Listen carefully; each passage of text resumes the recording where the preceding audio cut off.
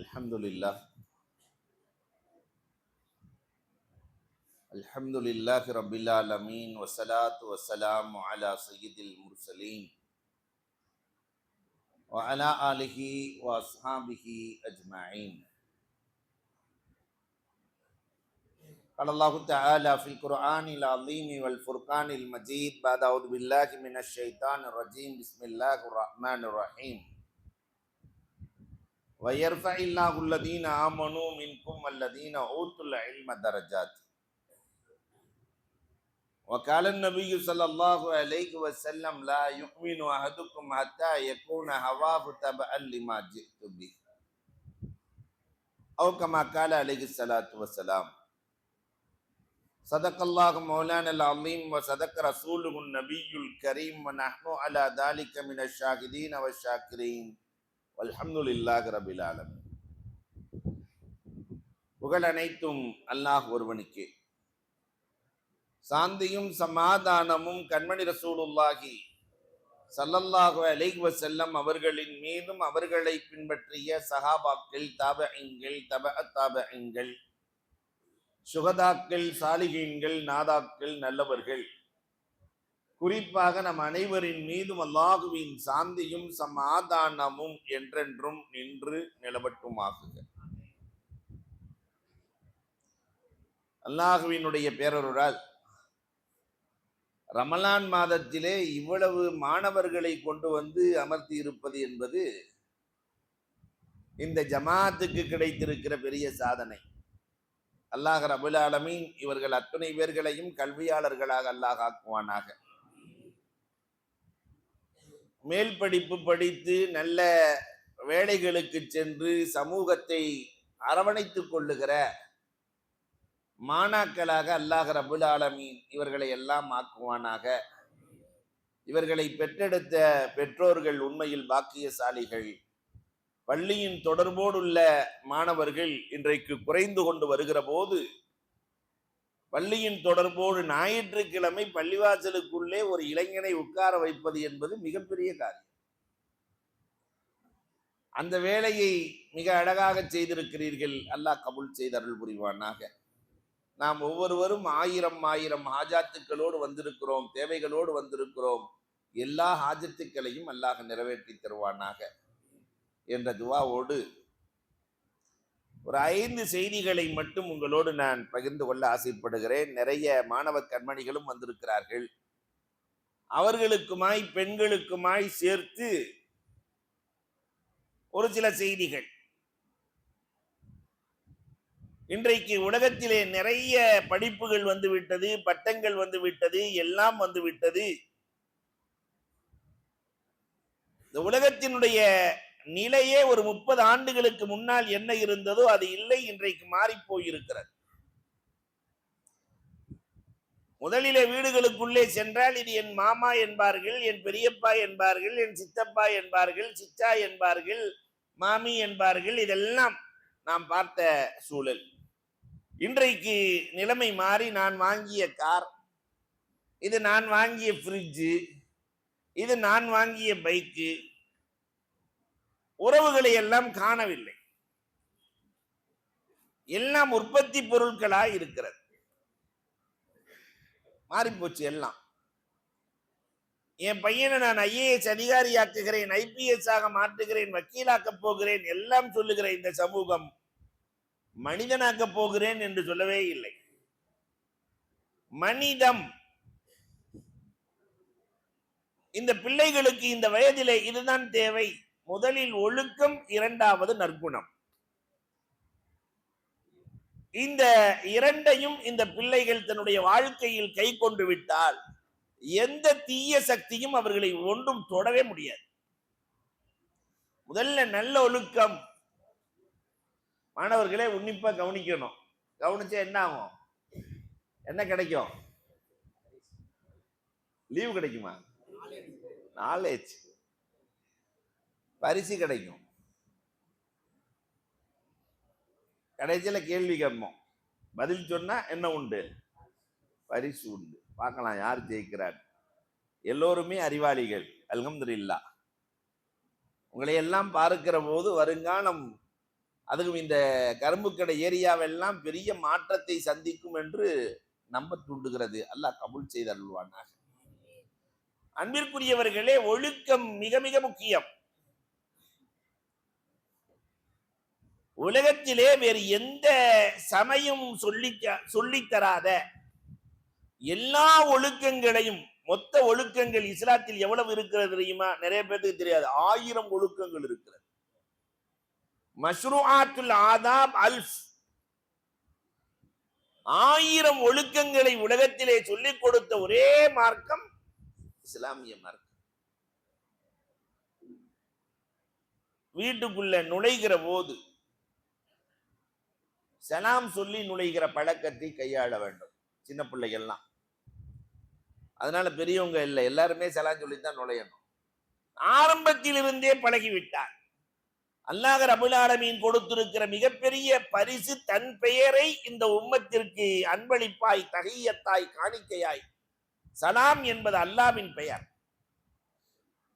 அதையே நமக்கு அல்லாஹ் ரப்பல் ஆலமீன் சொல்லுகிறான். இந்த சலாம் சொல்றதுனால என்ன கிடைக்கும் தெரியுமா?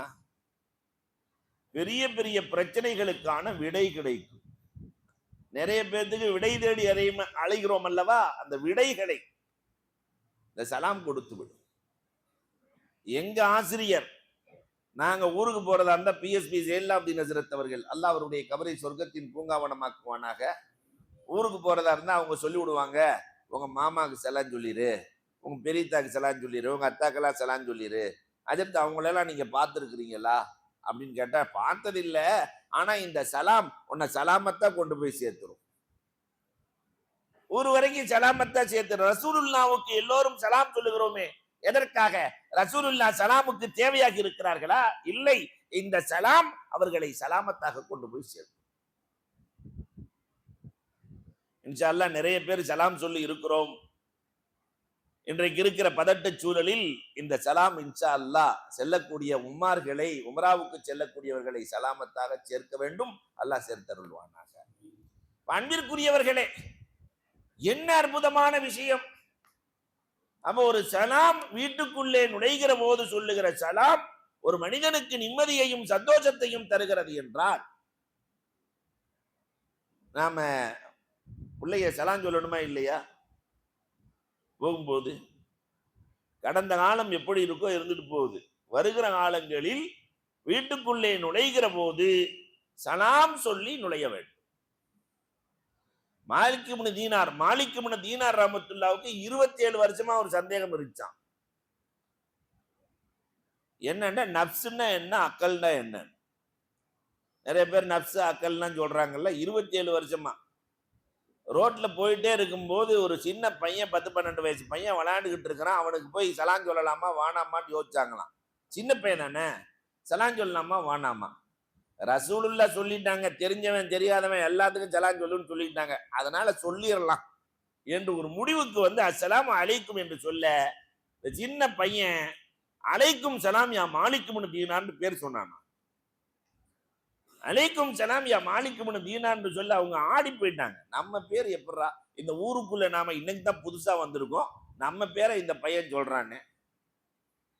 தம்பி, எனக்கு 27 வருஷமா ஒரு சந்தேகம், இந்த நப்சுன்னா என்ன, அக்கல்னா என்ன?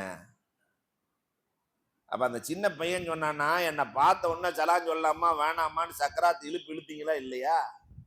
அதுக்கு பேருதான் நப்சு. நப்சு நல்லதை செய்யவே விடாது. ஒரு முடிவுக்கு வந்தீர்களே, ரசூலுல்லாஹ் சொல்லிட்டாங்க, அதனால தெரிஞ்சவன் தெரியாதவன் எல்லாத்துக்கும் சலான் சொல்லணும்னு ஒரு முடிவுக்கு வந்தீர்களே, அதற்கு பெயர் தான் அக்கல். நமக்கும் இது வரும், நப்சும் அக்களும் சண்டை போடும். எங்க தெரியுமா? ரோட்ல போயிட்டு இருக்கும் போது ஒரு ஐபோன் கீழே கிடக்குதுன்னு வச்சுக்கோங்களேன், அப்ப எடுக்கலாமா வேணாமா, எடுக்கலாமா வேணாமா அப்படின்னு நப்சு சொல்லும். நப்சு அக்களும் சண்டை வரும். எடுத்து சீக்கிரம் சிம் கார்டை கலட்டு இல்லையா, இது நப்சு. அறிவு சொல்லும், பாவம் யார் போட்டுட்டு போனாங்களோ இல்லையோ அவங்கள்ட்ட எடுத்து கொடுத்துடணும்னு அறிவு சொல்லும். இப்ப நம்மிடத்துல எது ஜெயிக்கும்? நீங்க தான் சொல்லணும், எது ஜெயிக்கும்? நப்சு தான் ஜெயிக்கும். அதை அடக்க வேண்டிய வேலையை தான் ஒழுக்கம் என்று சொல்லப்படுகிறது. இங்கே தடுமாறுகிற வேளையில் மார்க்கம் அழகான வழிகளை காட்டுகிறது. 27 ஆண்டு பிரச்சனையை ஒரு சலாம் தீர்த்து வைத்தது என்கிறார்கள் மாலிக் இப்னு தீனார். நம்ம வீட்டுக்குள்ள சலாம் சொல்லி போனா நமக்கு பிரச்சனை வருமா, இன்னல்கள் வருமா, கஷ்டம் வருமா? வராது. சாப்பிடுகிற ஒழுக்கம், தூங்கும் ஒழுக்கம், பேசும் ஒழுக்கம், இந்த ஒழுக்கத்திலேயே ஆகச் சிறந்தது எது? 1000 ஒழுக்கங்களை சொன்ன அந்த ஆசிரியர் 2 ஒழுக்கங்களைத்தான் ஒழுக்கத்திலேயே சிறந்ததாக சொல்லுகிறார். ஒன்று பெற்றோரோடு ஒழுங்காய் நடத்தல், இன்னொன்று ஆசிரியரை மதித்திருத்தல். பெற்றோரையும் ஆசிரியரையும் மதிப்பதுதான் ஒழுக்கத்தில் சிறந்தது, இல்லையா? நாம சாதாரணமா இன்னைக்கு நம்ம ஊர் நடைமுறையில வளமையில பெற்றோரை வாப்போன்னு சொல்ற பழக்கம் அதிகரித்திருக்கிறது. அத்தாவை பார்த்து நல்லா இருக்கியா, குப்பை கூட்டுறவனே எல்லாம் வாங்க நல்லா இருக்கீங்களா, எப்படி இருக்கீங்க, இல்லையா? அவங்களெல்லாம். ஆனா பெத்து வளர்த்தவர்களை பார்த்து சாதாரணமா அம்மாட்ட எல்லாம் இன்னைக்கு சர்வ சாதாரணமா அல்லாஹ்வுக்கு கொடுக்கிற மரியாதை மாதிரி தான். அல்லாஹு அக்பர். அப்ப பெற்றோர்களை மதிக்கிற பண்பாடு வர வேண்டும்.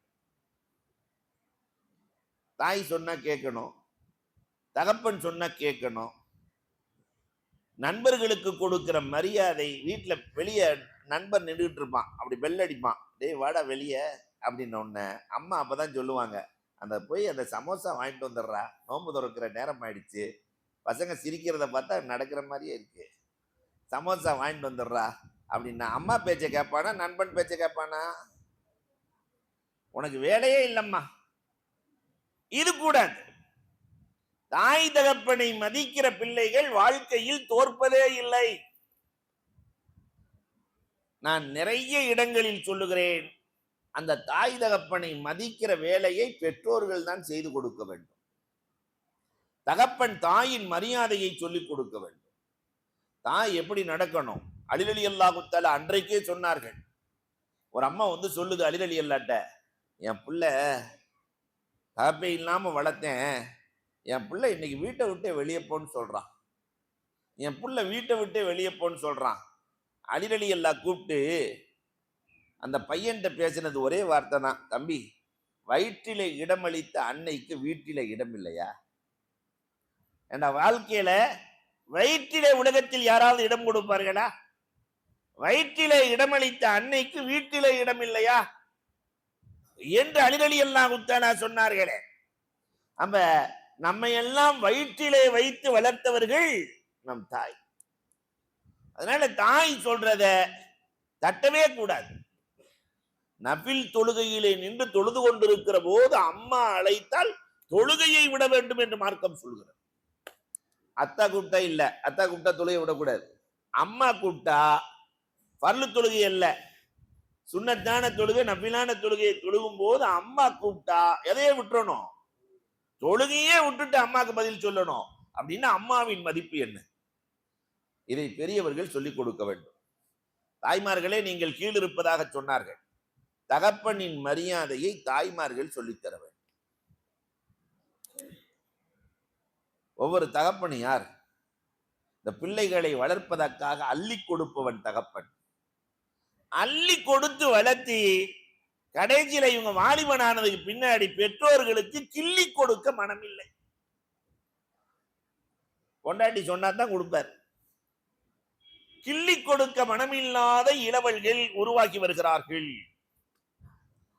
தாய்மார்களே, நாங்கள்லாம் சின்ன பிள்ளையா இருக்கும்போது சொல்லுவாங்க, அம்மா எப்படி சொல்லுவாங்கன்னா, டே நான் 10 மாசத்துல உன்னை இறக்கி வச்சுட்டேன்டா, ஆனா உங்க அத்தா கல்யாணம் பண்ணதுல இருந்து இன்னைக்கு வரைக்கும் என்னையும் உன்னையும் தலையிலும் தோளிலும் சுமக்கிறாரடா.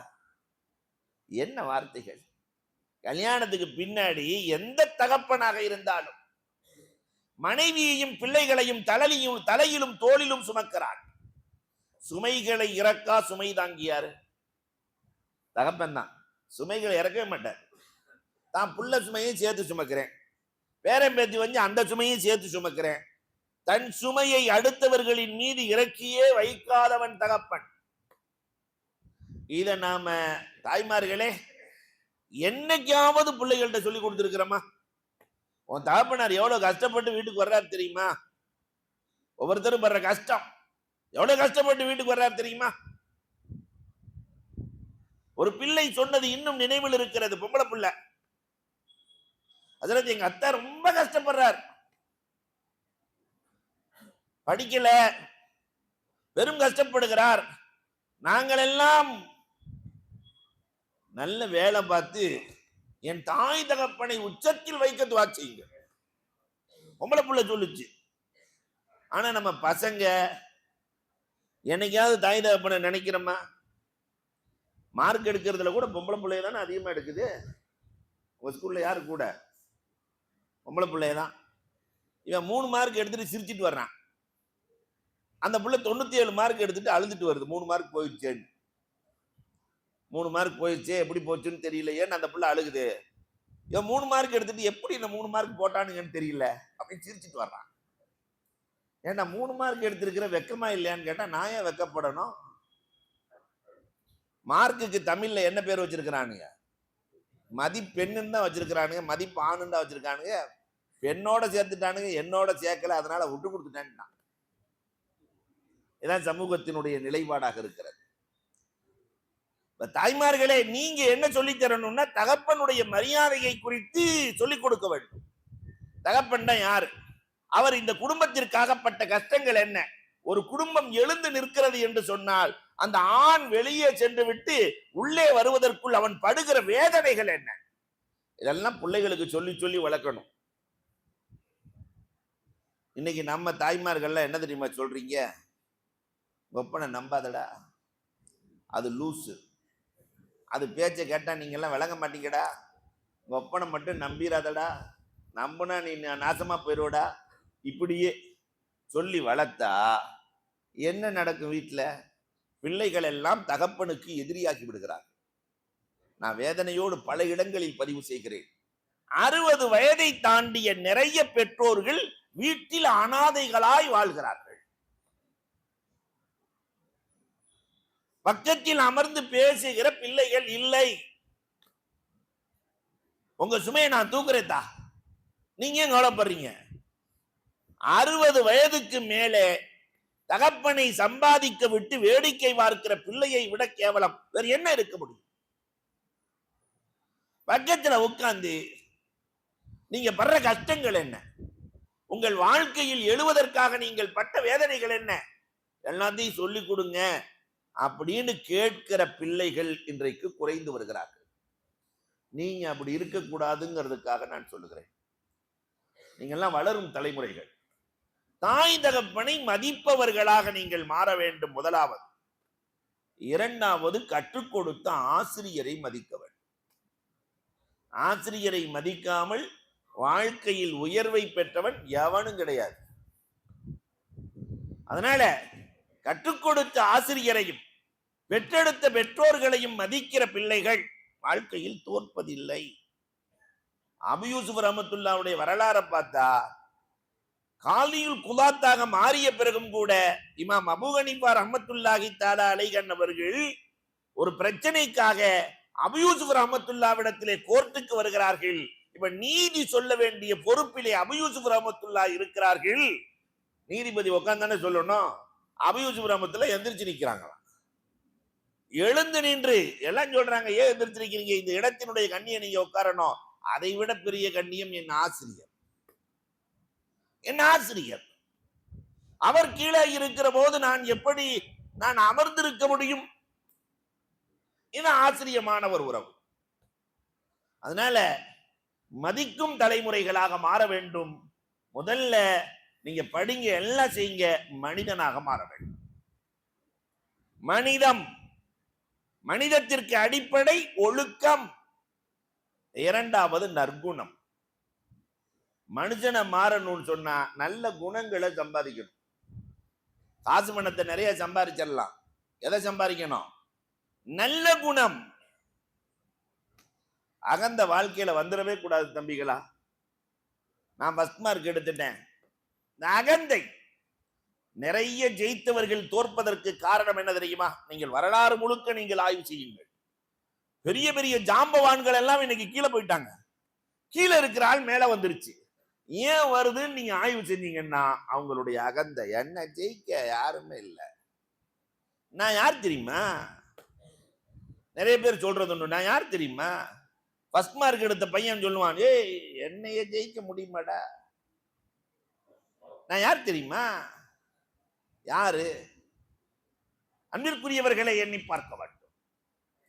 அப்ப இந்த அகந்தை நம்முடைய மனதுக்குள் வராமல் பணிவு வந்துவிட்டால் நீங்கள் ஜெயித்து விட்டீர்கள் என்று பொருள். முதல்ல நற்குணத்துல மிகச்சிறந்த நற்குணம் பணிவு. அதே மாதிரி சக நண்பர்களோடு இருக்கிறீர்கள் என்று சொன்னால் அந்த நண்பர்களிடத்திலே ஒருவருக்கொருவர் அன்பு பாராட்டி கொள்ள வேண்டுமே தவிர சண்டைகளை உருவாக்க கூடாது. ஈகோ இல்லையா? இந்த ஈகோ இன்னைக்கு நிறைய சமுதாயத்தினுடைய நிறைய தலைவர்களை வெளிகெடுத்திருக்கிறது. ஈகோ இது நம்முடைய வாழ்க்கையில வந்துடக்கூடாது. இத நான் நிறைய சொன்னாலும் உங்களுக்கு பிடிக்காது. இந்த மாணவர்களுக்கு இயற்கையிலேயே ரொம்ப அறிவுரை சொன்னா பிடிக்காது. அதனால தாய் தகப்பனை மதியுங்கள், பெற்றோர்களை மதியுங்கள். ஒழுக்கத்தோடும் நற்குணத்தோடும் நீங்கள் நடந்து கொண்டால் தீய சக்திகள், போதை பொருட்கள் போன்ற தீய சக்திகள் உங்க வாழ்க்கைக்குள்ளேயே வராது. அல்லாஹ் ரப்பல் ஆலமீன் பாதுகாக்கப்பட்ட உம்மத்தாக உங்களை ஆக்கி அருள்வானாக. இரண்டாவது செய்தியாக உங்களிடத்திலே நான் சொல்லுவேன், நீங்கள் படிக்கிறீர்கள், எப்படி படித்தாலும் நீங்கள் மேலே வருகிற போது ஆக உயர்ந்தவர்களை நீங்கள் பார்க்க வேண்டும். ஒரு ஆசிரியராக வருகிறீர்களா? நீங்க வர்றதா இருந்தா ஒன்னு ஆசிரியராக வர வேண்டும். ஒரு நீதிபதியாக வருகிறீர்களா? ஒரு வியாபாரியாக வருகிறீர்களா? ஒரு தலைவராக, சமூகத்தை ஆளுகிற தலைவர்களாக வருகிறீர்களா? நீங்கள் எப்படி பார்க்க வேண்டும்? உங்கள் விஷன் எப்படி இருக்க வேண்டும்? இதைத்தான் உங்களோடு நான் பகிரப் போகிறேன். இன்னைக்கும் நல்ல ஆசிரியர்கள் இருக்கத்தான் செய்கிறார்கள். உலகத்துல ஆசிரியர் என்பது ஆசிரியர் இல்லை என்றால் உலகம் இல்லை. நாங்கள் எல்லாம் தேர்வு செய்து ஆசிரியராக வர வேண்டும் என்று ஆசைப்பட்டு படித்தோம். இன்றைக்கு ஆசிரியராக இருக்கிறோம். ஆசிரியரை விட சந்தோஷம் உலகத்தில் எதுவும் இல்லை. இன்னைக்கு நாமக்கல் பக்கத்துல குருசாமி பாளையம் அப்படின்னு ஒரு ஊர் இருக்கு. நீங்க பார்க்கலாம், நெட்ல கூட எடுத்து பார்க்கலாம். இன்னைக்கு எல்லாமே வந்துருச்சு. குருசாமி பாளையம். அங்க வாத்தியாருக்கு மாணவர்கள் எல்லாம் சேர்ந்து வீடு கட்டி கொடுத்திருக்காங்க. மாணவர்கள் எல்லாம் சேர்ந்து வீடு கட்டி கொடுத்திருக்கிறாங்க. எதுக்குடா வீடு கட்டி கொடுத்திருக்கிறாங்கன்னா, அந்த மாணவர்கள் எல்லாம் சொல்றது இதைத்தான் சொல்றாங்க, அவர் வெறும் ஆசிரியரா மட்டும் இல்ல, காலையில 10 மணிக்கு ஸ்கூலுன்னு சொன்னா அவர் 7 மணிக்கே வந்து இந்த பிள்ளைகளுக்கு எல்லாம் டியூஷன் சொல்லி கொடுப்பார். 5 மணிக்கு ஸ்கூல் முடிஞ்சுன்னு சொன்னா அவர் 7 மணிக்கு தான் போவாரு. அந்த பலகீனமான, யார் இயற்கையில் பலகீனமாக இருக்கிறார்களோ அவர்களை எல்லாம் இழுத்து கல்வியை சொல்லிக் கொடுத்து அப்படி உருவான பலகீனமானவர்கள் தான் நாங்கள் எல்லாம் சேர்ந்து வீடு கட்டி கொடுத்திருக்கிறோம். அவர் சாவி வாங்கணும், ஏற்புரை நிகழ்த்த வேண்டும். வீடை கொடுத்தாச்சு, ஏற்புரை நிகழ்த்தமா இல்லையா? அப்ப அவர் சொன்ன வார்த்தை என்ன தெரியுமா? இவர்கள் எல்லாம் என் மாணவர்கள் அல்ல, என் பிள்ளைகள். பிள்ளைகள் தானே பெற்றோருக்கு வீடு கட்டி தருவார்கள். ஒரு ஆசிரியரின் பார்வை, விஷன், பிள்ளைகளாக பார்க்குதல் இல்லையா? அப்ப அப்படி பார்க்கணுமா இல்லையா? அப்படி பார்க்கிற ஆசிரியர்களாக நாம் மாற வேண்டும். பொறுப்புணர்ந்து நடக்கிற ஆசிரியர்களாக நாம பார்த்த ஆசிரியர்கள் எல்லாம் இது பயான விட உங்களுக்கு சமூகத்துல நடந்த சில விஷயங்களை சொன்னா நல்லா இருக்கும்னு நான் நினைக்கிறேன். எங்களுக்கு ஒரு வாத்தியார் இருந்தார், இக்பால் சார்ன்னு சொல்லி. நாங்க ஆக்கூர்ல படிச்சோம். அப்ப இக்பால் சார் ரொம்ப அழகா பாடம் நடத்துவாரு. இதே மாதிரி தான் யாரெல்லாம் பலகீனமா இருக்கிறாங்களோ அவங்களெல்லாம் கூப்பிட்டு வச்சு தனியா எந்த துறையில் பலகீனமாக இருக்கிறார், மேக்ஸ்ல பலகீனமா இருந்தா அதுக்குள்ள ஏற்பாடுகளை செய்வார். பள்ளிக்கூடத்துக்கு பக்கத்துல 2 பேத்துக்கு பயங்கரமான சண்டை, பக்கத்து வீடு. என்னன்னா கடன் கொடுத்து கடனை திருப்பி கொடுக்கல. அன்னைக்கு 1,00,000 ரூபான்னு நினைக்கிறேன், திருப்பி கொடுக்கலன்னு 2 பேத்துக்கு சண்டை. இக்பால் சார்ட்ட போனா பிரச்சனை தீரும். அப்ப அந்த வாத்தியாரின் மீது வைத்திருந்த மரியாதை, இக்பால் சார்ட்ட போனா பிரச்சனை தீரும். நேரா இக்பால் சார்ட்ட வருது பிரச்சனை. மாணவர்கள் எல்லாம் கூடி இருக்கிறோம். அப்ப 2 பேர்த்தினுடைய நிலைமையை விசாரிச்சுட்டு இக்பால் சாரு 3 மாசத்துல வாங்கின கடனை கொடுத்துருவாரு. அப்ப அவர் சொல்லிட்டு போன வார்த்தை இன்னும் காதில் நிற்கிறது. சார் சொன்னா சரியா இருக்கும், சார் சொன்னா சரியா இருக்கும். சரி, நான் 3 மாசத்துல வர்றேன், 3 மாசத்துல நீ திரும்ப கொடுத்துடணும்பா. ஆனா அவர்னால கொடுக்க முடியல, கொடுக்கல. இக்பால் சார்ட்ட நேரா வர்றாரு. நீங்க தானே சார் சொன்னீங்க 3 மாசத்துல வாங்கின கடனை கொடுத்துருவாருன்னு. அவர் கொடுக்கல சார். அவர் என்ன தெரியுமா செஞ்சாரு? தான் சேர்த்து வைத்திருந்த பணத்தை எல்லாம் எடுத்து, நீ 1 வாரம் கழிச்சு வான்னு சொல்லிட்டு 1 வாரத்திலே அந்த பணத்தை கொடுத்து விட்டு சொன்னார், உனக்கு எப்ப கிடைக்குமோ கொண்டு வந்து கொடுத்துரு. கடன் கொடுத்த ஆளுக்கு 1,00,000 ரூபாய் போயிடுச்சு. ஊருக்கான எல்லாம் பேச ஆரம்பிச்சுட்டான். தான் வாத்தியார்ரா, தான் பணத்தை கொடுத்துட்டார்ரா, நான் கண்ணால் கண்டதை சொல்லுகிறேன். அதனால உனக்கு காசு கொடுக்க முடியலனாலும் பக்கத்துல இருக்க அந்த இடத்த உன் இடம் தானே எழுதி வச்சிடுறா சாருக்கு. கடைசியில் அவன் மனமும் வந்து எழுதி வைத்து விட்டார். சார், என்னால பணம் கொடுக்க முடியல, நாக்கூர் ஸ்கூலை ஒட்டி இருக்கிற இடம், அதனால நீங்க அந்த இடத்த வச்சுக்கங்க சார். இதுல என்ன ஆச்சரியம் நடந்தது தெரியுமா? ஒரு 6 மாசத்துல அங்க ரோடு போடுறான், கவர்மெண்ட் இடத்தை எடுக்கிறான். ரோடு போடுகிற போது அந்த இடத்தினுடைய மதிப்பு 4 மடங்கு கூடிடுச்சு. இவரை 1,00,000 ரூபாய்க்கு இடத்தை எழுதி கொடுக்கிறாரு. அந்த இடம் இப்பொழுது 4 லட்சமாக மாறியது. ரியல் எஸ்டேட் தான் மாறுது இல்ல. அப்ப இக்பால் சார் கூப்பிட்டு, இதுதான் வாத்தியார் கூப்பிட்டு, இட விலை கூடிருச்சு கேட்கிறாங்க. வித்துட்டு நான் 1 லட்சத்தை எடுத்துட்டு 3 லட்சத்தை உனக்கே கொடுத்துறேன், நீ கஷ்டப்படுற, 3 லட்சத்தை உனக்கே கொடுத்துறேன். அல்லாஹ் அக்பர். அந்த விவசாயி ஒண்ணுமே இல்ல, ஆனால் அவர் சொன்ன பதில், எடுத்த வாந்தியை திருப்பி சாப்பிட முடியாது சார், உங்கள்ட்ட கொடுத்தாச்சு, உங்க பேர்ல எழுதியாச்சு, அது கூடினாலும் குறைந்தாலும் உங்களுக்கு சொந்தம், நான் வாங்க மாட்டேன். இப்படி ஆசிரியர்களை நாம் பார்த்திருக்கிறோம். இப்படி ஆசிரியர்களாக, சமூகத்திற்காக தன்னை அர்ப்பணிக்க ஆசிரியர்களாக நீங்கள் எல்லாம் மாற வேண்டும். ஏதோ இருந்தோம், ஏதோ படிச்சோம், 4 பேருக்கு சொல்லி கொடுத்தோம், அதோட போய் படுத்துட்டோம், இது அல்ல நோக்கம். அன்புக்குரியவர்களே, நல்ல ஆசிரியர்களாக, சமூகம் போற்றுகிற ஆசிரியர்களாக நீங்கள் மாற வேண்டும். நீங்கள் நீதிபதியாக மாறுகிறீர்களா? ஏன் நான் இதை சொல்றேன்னு சொன்னா, இந்த சமுதாயத்திற்கு நிறைய வழக்கறிஞர்கள் தேவைப்படுகிறார்கள்.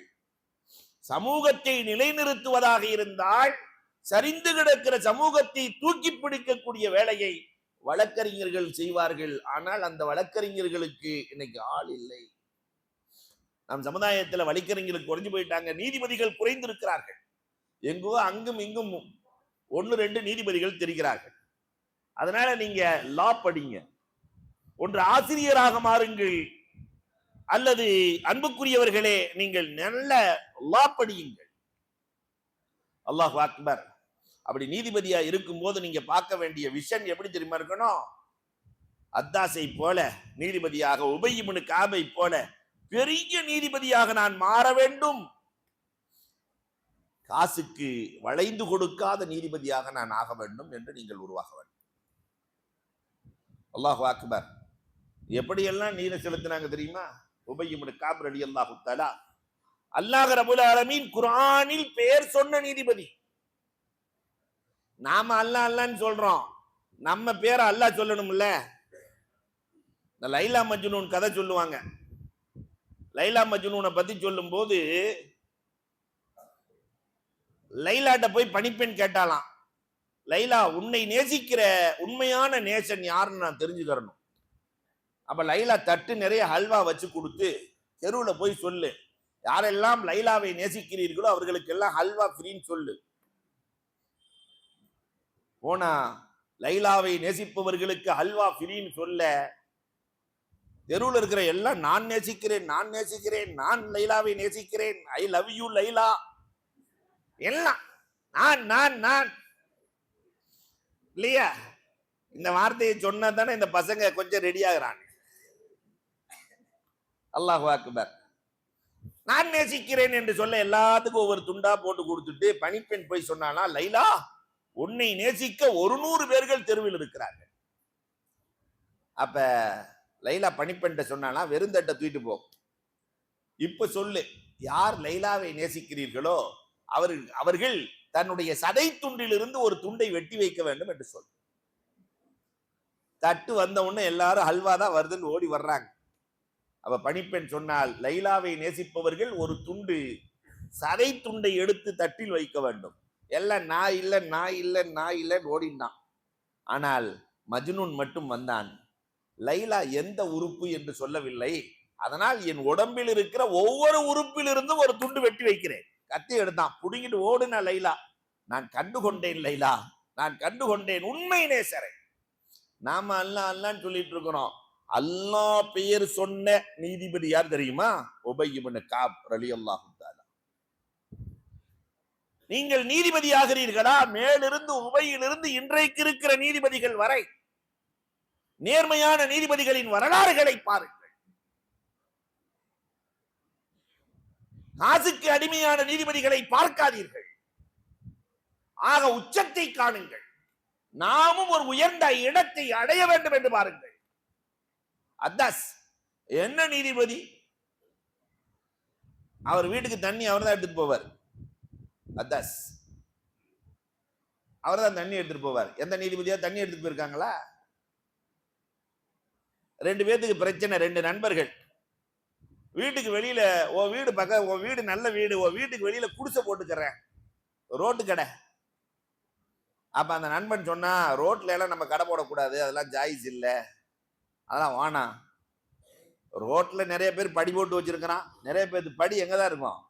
நம்ம வீட்டு படி ஃபுல்லா ரோட்ல தான் இருக்கும். அதெல்லாம் படியெல்லாம் ரோட்ல போட்டு வச்சிருக்கிறான். உங்க வீட்டுக்கு பக்கத்துல அது மாதிரி ஒரு குடிசை போடுறதுல என்ன தப்பு இருக்கு? வேணா நீதிபதியிட்ட போய் கேட்கலாம். அதான் தண்ணி எடுத்துட்டு வந்துகிட்டு இருக்கிறார்.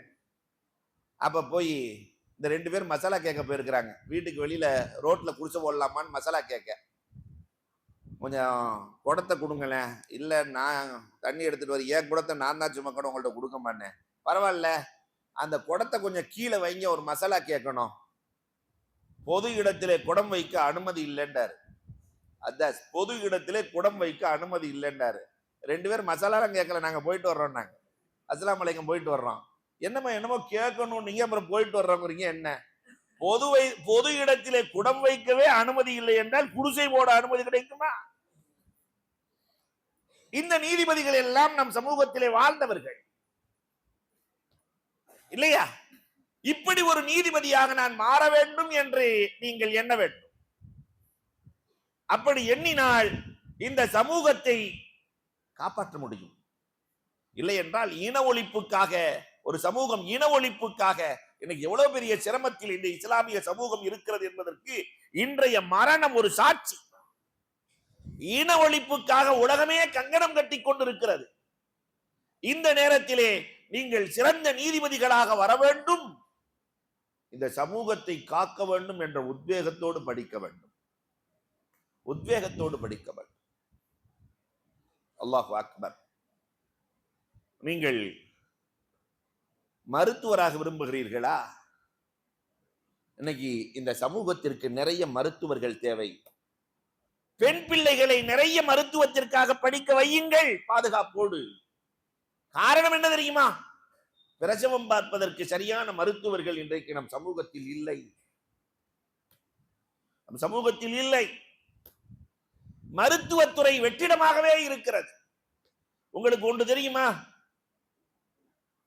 சஹாபாக்களிலேயே சிறந்த மருத்துவர் யார் தெரியுமா? ஆயிஷா ரலியல்லாஹு தஆலா. ஆயிஷாவை விட சிறந்த மருத்துவரை பார்த்திருக்கிறீர்களா?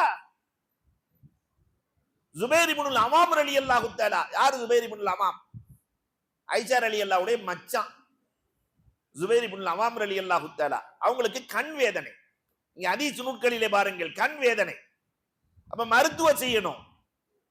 அப்ப அக்காட்ட சொல்லி அனுப்புறாங்க, ஆயிஷா அக்காட்ட சொல்லி அனுப்புறாங்க, அஸ்மாட்ட சொல்லி அனுப்புறாங்க, அக்கா பெருமானார் ஸல்லல்லாஹு அலைஹி வஸல்லம் சொல்லி இருக்கிறார்கள்,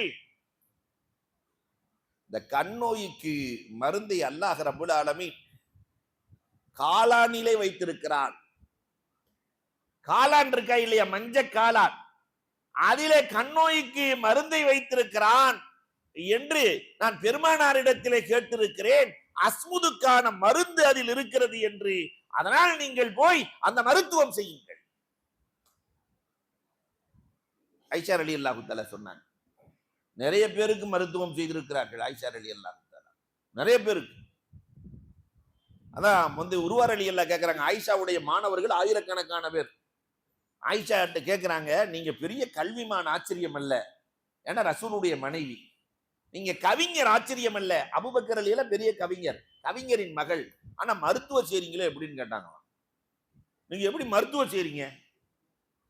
ஆயிஷா ரலியல்லாஹு தஆலா சொன்னாங்களாம், இதுவும் ரசூலுல்லாஹ் சொன்னதுதான். இந்த மனுஷனை படைக்க மட்டும் அல்லாஹ் ரெண்டு மூலப்பொருளை தேர்ந்தெடுத்திருக்கிறான். ஒண்ணு, இந்த பூத உடலை படைக்க மண்ணை தேர்வு செய்தான். இந்த உடம்ப மண்ணால படைச்சான்.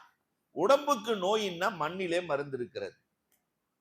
தலைவலியா மண்ணுல மருந்து, கால் வலியா மண்ணுல மருந்து, வயிற்று வலியா மண்ணுல மருந்து இருக்கிறது. ஆனா இந்த பூத உடல் இயங்குவதற்கு இறைவன் உயிரை, ரூஹை கொடுத்திருக்கிறார். இந்த ரூஹுக்கு நோய் என்றால் மண்ணிலே மருந்தில்லை. அலா பி திக்ரில்லாஹி தத்மஇன்னல் குலூப், திக்ரிலேயும் திலாவத்திலும் தான் மருந்து இருக்கிறது. இஸ்மாயில் டாக்டர் இன்னைக்கு இருக்கிறார் சென்னையில. அவரு சிறந்த டாக்டர். மருத்துவம் செய்யும் போது என்ன செய்வார் தெரியுமா? மருத்துவம் செய்கிற போது பொதுவாகவே நோயாளிகள் மனக்கவலையோடு போய் தான் அமருவார்கள். இந்த நோய் எப்படியாவது குணமாகணும், நல்ல டாக்டர் பார்க்கணும்னு. அதனால முதல்ல ஆயத்துல் குர்சியை ஊதி விடுவார். இப்படி ஒரு டாக்டரை பார்த்ததே இல்லை. அப்ப டாக்டர் இஸ்மாயில் டாக்டர்கிட்ட போய், டாக்டர் நீங்க என்ன ஆயத்துல் குர்சியை ஓதிட்டு அதுக்கப்புறம், மனநோய்க்கு அதிலே மருந்து இருக்கிறது. ஆயிஷா ரலியல்லாஹுடைய வரலாறு அவர் சொல்றாரு, மனநோய்க்கு ஆயத்திலே மருந்து இருக்கிறது, இந்த மாத்திரையிலே உடல் நோய்க்கு மருந்து இருக்கிறது, ரெண்டுக்கும் சேர்த்து தானே ரசூல் மருந்து கொடுக்க சொல்லி இருக்கிறார்கள். எங்கோ அல்ல, இன்றைக்கு வாழ்ந்து கொண்டிருப்பவர் செய்து கொண்டிருக்கிறார். அப்ப மார்க்கத்தோடு இணைந்து மருத்துவம் செய்ய வேண்டும். உங்களுக்கு டபுள் மடங்கு ஷிஃபா, டபுள் மடங்கு ஷிஃபா. இதைத்தான் ஆயிஷா ரலியல்லாஹு தஆலா சொன்னார்கள், உடல் நோய்க்கு, உடல் நோய் என்றால் மண்ணில் மருந்து கொடுக்கிறேன், மனநோய் என்று சொன்னால் ஆயத்தை கொண்டு மருந்து கொடுக்கிறேன். அப்ப நீங்க எல்லாம் சிறந்த மருத்துவராக மாறணும் இல்லையா? வரலாமா? அப்ப நல்லா படிக்கணும். நீங்கள் வியாபாரியாக விரும்புகிறீர்களா? தாராளமா படிச்சுட்டு நல்ல வியாபாரி ஆகும். கல்லா பொட்டின்னு பேர் வச்சிருக்கிறான். கற்காமலே போய் உட்கார்ந்ததுனாலதான் அதுக்கு பேரே என்னது? கல்லா பொட்டி. இப்பெல்லாம் அந்த கல்லா பொட்டி காணாம போயிடுச்சு.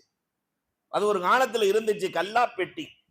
ஆனால் வியாபாரிகளாக இருந்தால் ஒன்றே ஒன்றை நினைவில் வைத்துக் கொள்ளுங்கள், நம்பிக்கையும் நாணயமும் உள்ள அப்துல் ரஹ்மான் இப்னு அவுஃபை போல, உஸ்மானே கனியை போல வியாபாரியாக மாற வேண்டும். நம்பிக்கை நாணயம். ரசூல் ஸல்லல்லாஹு அலைஹி வஸல்லம் அன்னவர்கள் அந்த உம்மத்திற்கு, அதுவும் குஃபார்களாக இருந்த இறை மறுப்பாளர்களுக்கு ரசூலுல்லாஹ் கொடுத்த பெரிய அங்கீகாரம் என்ன தெரியுமா? நம்பிக்கை நாணயம், சாதிக் அல் அமீன். இதையும் நான் சமீப காலத்துல பார்த்திருக்கிறேன். நம்பிக்கை உள்ள வியாபாரிகள் நம் சமுதாயத்தில் இருக்கத்தான் செய்கிறார்கள். நம்பிக்கை உள்ள வியாபாரிகள், அந்த மாதிரி பாசிட்டிவா யாரெல்லாம் நம்பிக்கையோடு இருக்கிறார்களோ அவங்கள பார்ப்போமே இல்லையா? 1ஆம் தேதி ஆன உடனே, 1ஆம் தேதி வருவதற்குள்ளேயே தன்னிடத்திலே ஊழியம் செய்யக்கூடியவர்களுக்கு இதுவரை 50 ஆண்டுகளாக சம்பளம் கொடுத்து கொண்டிருக்கிற ஒரு வியாபாரியை நான் கண்டிருக்கிறேன். சென்னையில 1ஆம் தேதி வரவே கூடாது அவருக்கு. என்கிட்ட வேலை செய்யறவங்கனால தானே நான் சம்பாதிக்கிறேன், அவர்கள் இல்லை என்றால் நான் இல்லை என்று சொல்லி 30-31 அவர்களின் தேவையை பூர்த்தி செய்கிற நம்பிக்கை உள்ள வியாபாரி. எங்க சேலத்துல ஒருத்தர் இருக்கிறார், ஓபி ஆஜியார்னு ஒருத்தர் இருக்கிறார். அவர் மருகும் ஆயிட்டாரு. 7 ஸ்பின்னிங் மில், 7 ஸ்பின்னிங் மில், ஒன்னு ரெண்டு அல்ல. அவர் தன்னுடைய பிள்ளைகளை கொண்டு வந்து பேசியது இன்னும் நெஞ்சில இருக்கிறது. என்ன வியாபாரி, 3 ட்ரெஸ் தான் இருக்கும், 3 ட்ரெஸ் தான் இருக்கும். பஞ்சு உபரி லாபங்கள் முழுக்க சமூகத்திற்காக. அப்ப அவர் வீட்டுல 7 ரூம், ஏன்னா 7 பிள்ளைகள், 7 ரூம் இருக்கும், 7 பசங்க, 7 ரூம் இருக்கும். அப்ப ஒருத்தர் மட்டும் தனியா அத்தாட்ட கோச்சுட்டு வெளியே போயிட்டார். பாக்கி 6 பேர் எல்லாரும் சேர்ந்து கேட்கறாங்க, எங்களுக்கெல்லாம் இந்த வீடு, இந்த ரூம் பத்தல, அதனால நாங்கெல்லாம் வீடு கட்டிக்கணும், எல்லாத்துக்கும் கல்யாணம் ஆயிடுச்சு, நாங்கெல்லாம் வீடு கட்டணும், தனியா போகணும். அப்ப எங்க 2-3 அஜர்த்துமார்கள் எல்லாம் கூப்பிட்டு விட்டு, அவர் மிகப்பெரிய அறிவாளி, ஓபி மிகப்பெரிய அறிவாளி, கூப்பிட்டு விட்டு அவர் சொன்னது இன்னும் நினைவில் இருக்கிறது. கிட்டத்தட்ட 15 வருஷத்துக்கு மேல ஆயிடுச்சு. பிள்ளைகளை கூப்பிட்டு சொல்றாரு, வீட்டுக்கு எவ்வளவு வேணும், உன் தகப்பன் கஞ்சன் அல்ல, எவ்வளவு வேணும் கேளு. அப்ப 35 லட்சம், ஒவ்வொருத்தரும் வீட்டுக்கு 35 லட்சம் செக் போட்டு கொடுத்துட்டார். 35 லட்சத்தை கொடுத்துட்டு, அஜரத்துமார்களை சாட்சியாக வைத்துக் கொண்டு நான் சொல்லுகிறேன், தம்பி பெரியவரை கூப்பிட்டு சொல்றாரு, 35 லட்சத்தை வியாபாரத்தில் போட்டால் எவ்வளவு கிடைக்கும் என்றார். 35 லட்சத்தை வியாபாரத்தில் போட்டா எவ்வளவு கிடைக்கும்? அப்ப அவர் சொன்னாரு, 1 லட்சம் 1.25 லட்சம் ரூபாய் கிடைக்கும் தோராயம் அவர் சொல்றார். அப்ப தாப்பனார் சொன்னாரு, சேலத்திலேயே 30,000 ரூபாய்க்கு மேல பெரிய வீடு இல்ல, பெரிய வீட்டை வாடகை பிடிச்சாலே 30,000 ரூபாயில பிடிச்சிடலாம், மீதம் இருக்கக்கூடிய 1 லட்சம் ரூபாயை சமூகத்திற்கு அளிக்க கூடாதா? உனக்குதான் குடியிருக்க வீடு இருக்குல்ல, ரூம் இருக்குல்ல, சொல்லிவிட்டு சொன்னார். அடுத்து சொன்னார், ஒருவரை அல்லாவுக்கு பிடிக்கவில்லை என்றால் அவர் காசெல்லாம் கல்லு மண்ணில் போட வச்சிருவான், அவர் காசையெல்லாம் கல்லு மண்ணில் போட வச்சிருவான். ஒரு நம்பிக்கையான வியாபாரி எப்படி வாழ்ந்து காட்டினார்? ரசூலுல்லாஹ்வுடைய வரலாறோடு நிறுத்தவில்லை, சமூகத்தோடு சேர்த்து சொல்லுகிறேன். இன்னைக்கு நம்பிக்கை உள்ள வியாபாரிகள் இருக்கிறார்கள். நீங்க போனீங்கன்னா அந்த புரட்சிவாக்கத்துக்கு போனா தெரியும். புரட்சிவாக்கத்துல ஒரு கடை இருக்கு, இந்த கடைக்கு பேர் நல்ல பேரு, ஞாபகம் வந்தா சொல்றேன். அது டிபார்ட்மெண்ட் ஸ்டோர். அங்க ஒரு ஆளு 45 வருஷமா ஒரே கடையில வேலை செய்யறாரு. அப்படின்னா 45 வருஷமா ஒரே கடையில வேலை செய்யற ஆள்லாம் நம்ம சமுதாயத்துல இருக்கா? 45 வருஷமா வேலை செய்யறாரு. அப்படி போனா, கடைக்குள்ள போனா என்ன செய்வாருன்னா, நம்ம ஒரு 500 ரூபாய்க்கு வாங்கலாம்னு நினைச்சா 5000 ரூபாய்க்கு வியாபாரம் பண்ண வச்சிருவாரு. இது காரைக்குடியில இருந்து வந்த கருப்பட்டியும் பாரு. கருப்பட்டி எங்க இருந்து வந்தா என்ன, இது அங்க இருந்து வந்த வரமுலகாம் பாரு, இது சிலோன்ல இருந்து வந்த ராணி சோப்பும் பாரு. வாங்காதவனையும் வாங்க வச்சு எப்படி 500 ரூபாய்க்கு வாங்க போனவன் 2000 3000 வாங்கிட்டு வந்துருவான். அப்ப ஒரு நாள் அவரிடத்துல நம்ம கூட வந்தவர் கேட்கிறாரு, 45 வருஷமா ஒரே கடையில இருக்கிறிய, நீ இவ்வளவு திறமையா வியாபாரம் செய்யறியே, நீ ஒரு கடை வச்சிடக்கூடாதா? ஏன் நீ ஒரு கடை வைத்து விடக்கூடாதா? அதுக்கு அந்த பையன் சொன்னது, அவரு பெரிய ஆளா 45 வருஷமா இருக்கிறாருன்னா அவருக்கு 60 வயசு இருக்கும். அப்ப அவர் சொன்ன வார்த்தை இதுதான், நான் ஏன் கடை வைக்கணும், என் முதலாளி என் தேவையெல்லாம் பூர்த்தி செய்கிறார், என் பையனை டாக்டர் ஆக்கி இருக்காரு, எனக்கு வீடு வாங்கி கொடுத்திருக்கிறாரு, என் முதலாளி என் தேவைகளை எல்லாம் பூர்த்தி செய்கிற போது நான் ஏன் வேறு கடைக்கு போகணும், கடை வைக்கணும். சொல்லி முடிச்சுட்டு வெளியே வரும்போது முதலாளி வந்துட்டார். உடனே கூட வந்தவர் சொன்னாரு, அவர் பெரிய இன்ஜினியர், கூட வந்தவர் சொல்றாரு, ஏங்க உங்க அந்த பையன்கிட்ட கேட்டா, அவர்கிட்ட கேட்டா இப்படி சொல்றாருங்க, நான் ஏன் கடை வைக்கணும், என் முதலாளி எல்லாமே செய்யறாருன்னு சொல்றாருங்க, உங்களை அவ்வளவு நம்பி இருக்கிறாரு. அப்ப முதலாளி சொன்ன பதில் என்ன தெரியுமா, இந்த கடைக்கு யாருங்க முதலாளி, நானா, அவன் தான் முதலாளி, நானா முதலாளி, அவன் தான் முதலாளி. என்ன அற்புதமான நம்பிக்கையும் நாணயமும், இதுதான் தேவை. நான் சொல்ல வந்த செய்தி இதுதான். நீங்கள் வியாபாரியாக மாறலாம், இருக்கலாம், எல்லாம் நடக்கலாம், ஆனால் நம்பிக்கையும் நாணயமும் மிக மிக முக்கியம். இன்னைக்கு இஸ்லாமிய சமுதாயத்தில் அது போயிடுச்சே. பாயின்னு சொன்னா இருந்த நம்பிக்கை, பாய் என்று சொன்னால் இருந்த நாணயம், இன்னைக்கு பாய்க்கு வீடு இல்ல, பாயை நம்பி தொழில் செய்ய முடியல, பாயை நம்பினாக்க போயிடுவோம் இல்லையா என்ற நிலைக்கு அருமை இளவல்களே நீங்கள் வந்துவிடக்கூடாது. நீங்கள் வளரும் தலைமுறைகள் நீங்கள் நம்பிக்கையோடும் நாணயமோடும் வளர வேண்டும். நிறைவாக ஒன்றை சொல்லி நான் முடிப்பேன். இன்றைக்கு நான் பல இடங்கள்ல சொல்றது, நீங்கள் சமூக தொண்டு செய்யக்கூடியவர்களாக, படித்து விட்டுத்தான் சமூக தொண்டு செய்ய வேண்டும். படிக்காம சமூக தொண்டுக்கு செல்லுகிறான் என்று சொன்னால் அவனை விட அடிமுட்டால் உலகத்தில் எவனும் இல்லை. அவனை விட அடிமுட்டால் எவனும் இல்லை. சாமுவேல் அலைஹிஸ்ஸலாத்து வஸ்ஸலாம், சாமுவேல் அவங்க யாரு? சிம்வீல். சிம்வீல்னா சாமுவேல். இவங்கள்ட்ட அடுத்த தலைவர் யார் என்று கேட்கிற போது தாலூத்தை தேர்வு செய்கிறார்கள். தாலூத் மன்னரை தேர்வு செய்கிற போது அவர் குடும்பமும் சரியில்லை, அவருக்கு காசு பணமும் இல்லை. இவரை எப்படி நீங்கள் தேர்வு செய்தீர்கள், தலைவராக ஆக்கினீர்கள் என்று மக்கள் கேட்கிற போது அல்லாஹ் பதில் சொல்லுகிறான். சொன்னாங்க சிம்வீல், இதை நான் தேர்வு செய்யல, அல்லாஹ் தான் தேர்வு செய்யணும். பஸ்தத்தன் ஃபில் இல்ம் வல் ஜிஸ்ம், இவருக்கு கல்வியாளர், வலிமை மிக்கவர், எதையும் துணிஞ்சு முடிவெடுக்கக்கூடிய தலைவர். தலைவர்னு சொன்னா எப்படி இருக்கணும்னா துணிந்து முடிவெடுக்க வேண்டும், அதோடு சேர்ந்து கல்வி ஆற்றலும் இருக்க வேண்டும். இனி வருகிற காலங்களில் ஆனா இன்னைக்கு நம்ம சமுதாயத்துல நல்ல தலைமையே இல்லையே. வழிநடத்தி செல்லுகிற தலைமை எங்க இருக்கிறது? எல்லா கட்சியில எல்லா பேனர்லயும் ஒரு ஆள் நிக்கிறான், எல்லா பேனர்லயும் ஒரு ஆள் நிக்கிறான். இதை விட கேவலம் உலகத்தில் எதுவுமே இல்லை. நான் திரும்ப திரும்ப சொல்லுகிறேன். அதுலயும் ரொம்ப கேவலம் நம்ம கோயம்புத்தூர். எல்லா கட்சிக்கும் தனித்தனி கூட்டம் இருக்கு. இந்த பெரியார் தாசன் வந்தது என்ன மனசுல இன்னமும் ஆள் மனதில் இருக்கிறது. அப்துல்லா அவர் இஸ்லாம் ஆகி எங்க போய் இஸ்லாத்துக்களை தழுவிட்டு இங்க ஏர்போர்ட்டுக்கு வந்தாக்கா அவர் ஒளிகன்னு சொல்லி ஒரு பெரிய கூட்டம் நிக்கிறான்.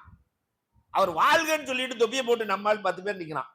ஏர்போர்ட்ல 10 பேரு, சிங்காநல்லூர்ல 10 பேரு, கரும்கடையில 10 பேரு. இங்க வந்து பேசும்போது அவர் சொன்னது இன்னும் நிற்கிறது. அந்த கேள்வி அப்படியே தானே இருக்குது. ஒளிகன்னு சொல்றவன் எல்லாம் ஒன்னா சேர்ந்துட்டான், வாழ்கன்னு சொல்ற ஆள் தனித்தனியா நிக்கிறீங்களேயா, வாழ்கன்னு சொல்ற ஆள் துண்டு துண்டா இருக்கிறீங்களே, நீங்க எல்லாம் ஒன்னா சேரக்கூடாதா? நல்லா இருக்கணும்னு நினைக்கிறவன் துண்டா இருக்கிறீங்க, நாசமா போகணும்னு நினைக்கிறவன் ஒன்னா இருக்கிறான். இது உலகளாவிய முறையில் பொருந்தும். இன்றைக்கு உலகளாவிய முறையில் பொருந்தும். இன்றைக்கு இன ஒழிப்புக்காக உள்ளவர்களோடு இணைந்திருக்கிறார்கள்.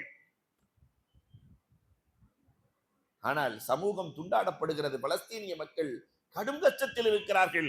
குரல் கொடுக்க நாதி இல்லை. இந்த உம்மத் பிரிந்து கிடக்கிறது. ஒரு தலைவன் எப்படி இருக்க வேண்டும் என்றால் சமூகத்தை ஒன்றிணைப்பவனாக இருக்க வேண்டும். ஒரு தலைவனை பத்தி ரசூல்லா சொல்லும் போது சொன்னாங்க, தலைவனுக்கு சுயநலம் கூடாது. சுயநலம் இருந்துச்சுன்னு சொன்னா தான் நல்லா இருக்கணும்னு நினைச்சா அவன் தலைவனே கிடையாது. ரசூலுல்லா எப்படி இருந்தார்கள்? எல்லாரும் ரசூலை சுத்தி இருக்கிறவங்க எல்லாம் கோடீஸ்வரன், சகாபாக்கள் எல்லாம் கோடீஸ்வரர்கள். ரசூலுல்லா மதீனாவுக்கு போகும்போது எந்த வீட்டுல ஏழையாக இருந்தார்களோ வஃபாத் ஆகிற வரை அதே ஏழையாக அதே வீட்டில் தான் இருந்தார்கள். சுயநலம் அவங்கள்ட்ட கொஞ்சம் கூட தொடவே இல்லை. உமர் அலி அல்லாவிடத்திலே சுயநலம் வந்ததா?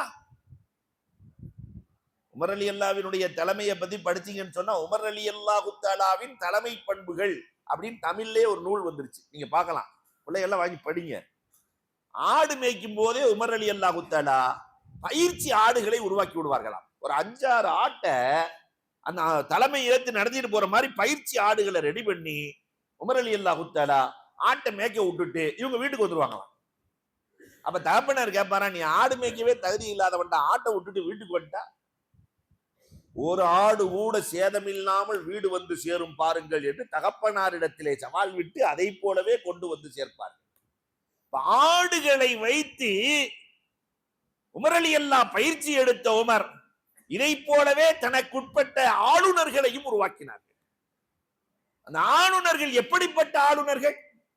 அல்லாஹு அக்பர். ஆளுநர்கள் எல்லாத்துக்குமே டெஸ்ட் நடக்கும். உமர் அலி அல்லாஹ்ட்ட சாதாரணமா இல்ல, உமர் அலி அல்லாஹ்ட்ட டெஸ்ட். ஹிம்ஸ் நாட்டு ஆளுநர் வந்து உட்கார்ந்து இருக்கிறார். உமர் அலி அல்லாஹு தஆலா எல்லா பேரம்பேத்தியும் எல்லாம் வந்து விளையாண்டுகிட்டு இருக்கிறாங்க, மேலே ஏறி விளையாடுறாங்க. அவர் ஆச்சரியமா பாக்குறார். உங்கள்ட்ட எல்லாரும் ஏறி விளையாடுவாங்களா? என் பக்கத்துல எல்லாம் ஒரு ஆள் கூட வராது, பேரம்பேத்தி யாரும் வரமாட்டாங்க, நான் ஒரு ஆளுமையான ஆளு அப்படிங்கிறத காட்டின உடனே உமர் அலி அல்லாஹு தஆலா கூப்பிட்டு ஹிம்ஸ் கவர்னர்ல இருந்து முதல்ல இவரை நீக்கிருங்கன்ட்டாங்க. ஏன் இப்படி சொன்னீர்கள்? பிள்ளைகளிடத்திலேயே அன்பு காட்டாதவர் சமூகத்திற்கு எங்கே அன்பு காட்டப் போகிறீர்கள்? பிள்ளைகளிடத்திலேயே பாசம் இல்லாதவர் சமூகத்தின் மீது பாசமாகவா இருப்பார்? அதனால் உம்மை போன்ற ஆட்சியாளர்கள் எனக்கு தேவையில்லை என்றார்கள். ஜரீர் பின் அப்துல்லா ரலியல்லாஹு தஆலா வீட்டுல கதவு வச்சாங்களாம், அவ்வளவுதான். ஹயாத்து சஹாபால போய் பாருங்க, கதவு வச்சாங்க. ஒருத்தர் வந்து உமர் ரலியல்லாஹு அன்ஹு சொல்றாரு, நான் ஒரு பெட்டிஷன் கொண்டு போனேன், அப்ப வீடு பூட்டி கிடந்துச்சு, திரும்பி வந்துட்டேன். உமர் ரலியல்லாஹு ஆளை அனுப்பிச்சு அந்த கதவை தனியா கழட்டிட்டு வந்துருங்கன்ட்டாங்க.